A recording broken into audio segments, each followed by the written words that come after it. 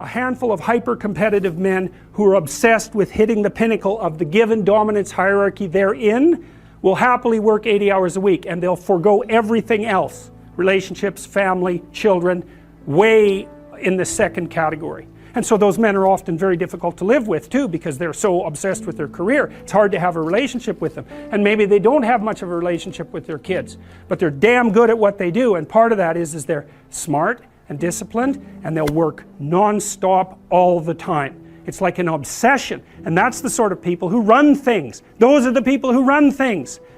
Well, they're often also disagreeable too, because you want to manage people? Really? They're not going to like you. You know, and it's not an easy thing to not be liked. And actually, if you're an agreeable person, and women are more agreeable than men, it's quite painful to be disliked. But if you're in a managerial and executive position, the probability that people are going to like you is quite low. Those positions are very stressful, partly because of the interpersonal dynamics, and they're also incredibly competitive. So we've got things backwards in our culture. We're thinking, at least in part, why aren't there more women in positions of power?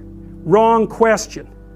The right question is, why are there any men at all who want those positions of power? Because it's not just positions of power. You have to be such a knothead to think that. Oh, it's a position of power. It's like, sure, but it's a position of overwhelming responsibility.